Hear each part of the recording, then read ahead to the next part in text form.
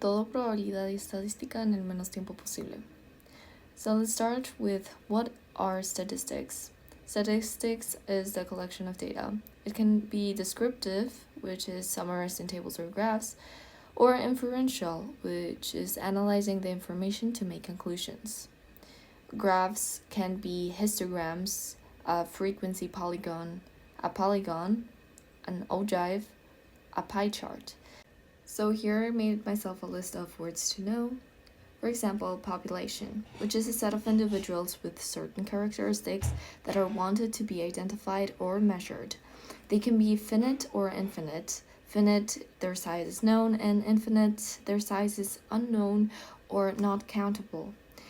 A sample is the subset of a population. It can be either probabilistic, which is random, or non-probabilistic, which is not random.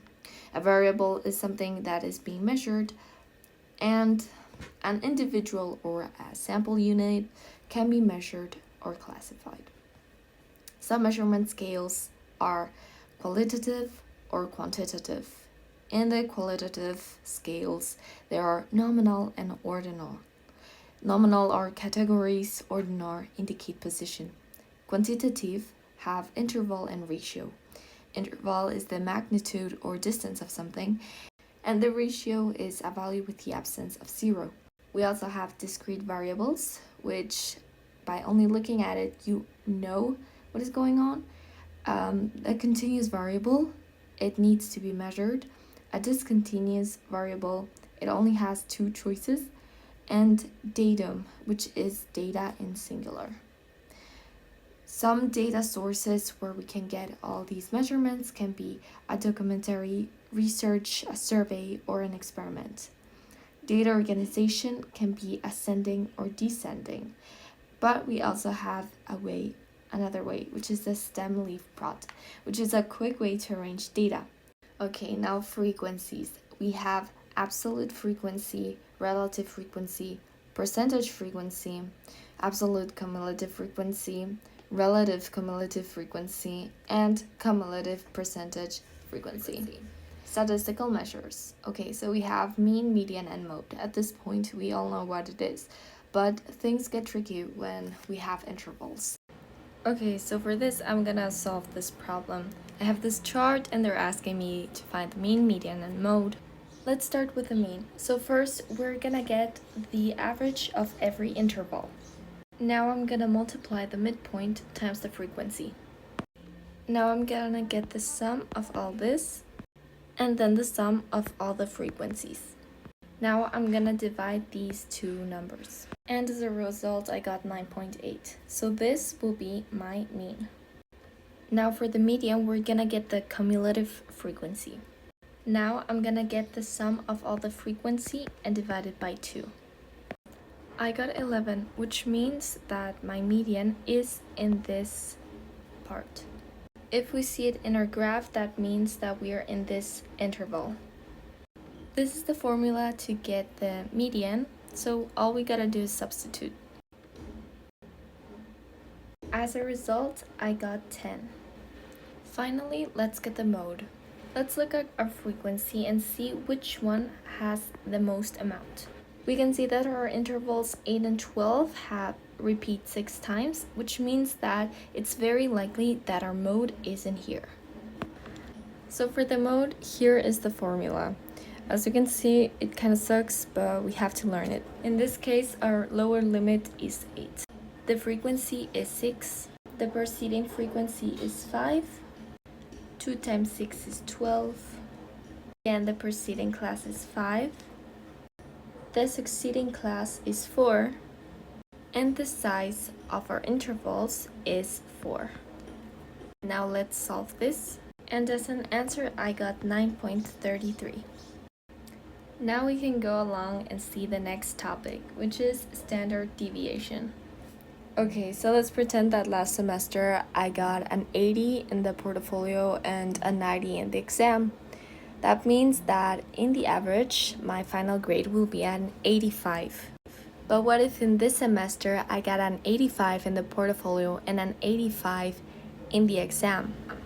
I will also have a final grade of 85, yet I did worse on the exam than last semester. Now the formal definition, variance is the measurement of how far each number in the dataset is from the mean. And standard deviation is basically just the square root of the variance. So let's do an example. These are my grades. So first thing I'm gonna do is get the mean of this. Now I'm gonna subtract the mean and the grades. Now we're gonna raise all of this to the second power. Next, we're gonna add them. And finally, we're gonna divide this by the number of observations, which is 3. And that's gonna give us 16.66, which is our variance. And if we get the square root of that, it will give us 4.8, which is our standard deviation. Okay, but what happens if we have intervals? Well, first we get the midpoint. Then we multiply that by the frequency. Then we get the sum of all this. Now subtract this number and this one, and then raise it to the second power. Now we're gonna get the sum of all of these numbers. Then we're gonna get the sum of all frequencies. And now we will divide this and this. So the variance will be 36.42 and the standard deviation 6.3. Counting techniques. First, we have the tree diagram. It is a graphical representation to list all possible outcomes. We also have the fundamental principle of counting, which is a technique to list all possible results in 2 or more ways. This means event M is M ways, event N is N ways, and we multiply event M times N. Permutations, order matters, no repetition, with repetition, and circular. Combinations, order doesn't matter. We also have the binomial theorem, which is Pascal's triangle. And now we're finally in probability. So first let's see the types of events that can happen. First we have the sure event. This is all the possible results that can occur have 100% probability of occurring. This means if we have a dice, we can either roll a 1, a 2, a 3, a 4, a 5, and a 6. Simple event. It is formed by a single event. This means, for example, if we have a dice, we can roll a 3. Then we have the impossible event. It has no outcomes.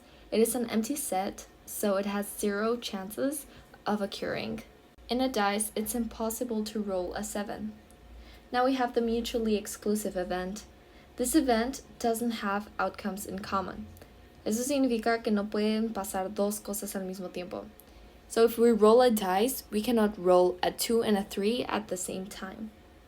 Then the non-mutually exclusive event, 2 or more results or outcomes can happen. This means if we roll 2 dices, it is possible of rolling a 2 and a 3. The dependent or conditioned event. Something needs to happen for an outcome to happen. Esto es, tengo 5 canicas, 3 verdes, 2 azules. Si saco una, y bueno, ignoremos qué color sea, ya estoy alterando el resultado, ya que ya no voy a tener 5 canicas cuando vuelva a agarrar otras, sino voy a tener 4. Entonces eso reduce la cantidad de escoger o una azul o una verde. But that doesn't happen in the independent event. This means que saqué una canica y la volví a meter. Entonces cuando vuelvo a sacar otra, siguen habiendo 5 canicas. Entonces no estoy alterando el segundo resultado. In other words, an independent event is an occurrence that doesn't depend on another. Then we have the equiprobable event. This means it is equally probable for 2 different outcomes to happen. Como flip a coin, águila o sol, siempre va a ser el 50%.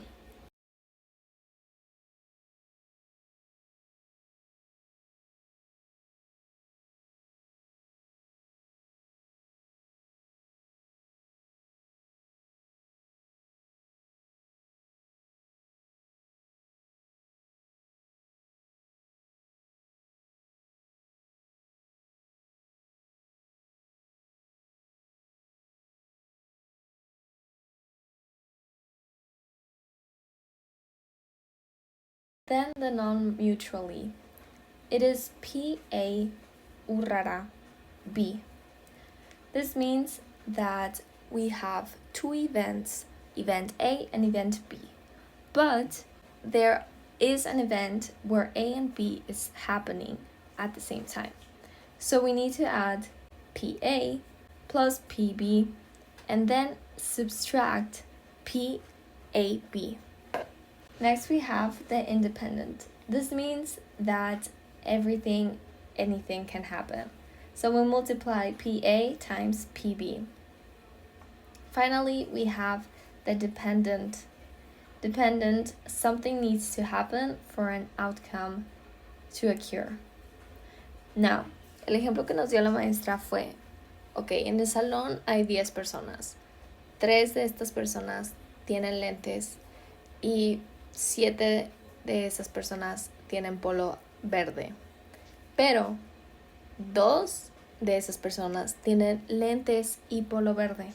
So here what you have to do is find the people that have both glasses and green polo and divide that by event B, which is the amount of kids with green polo. Y eso es todo, chicos. Eso es todo el semestre de probabilidad y estadística. Espero que hayan entendido. La verdad, ni yo me entendí, pero mucha suerte en el examen. No reprueben.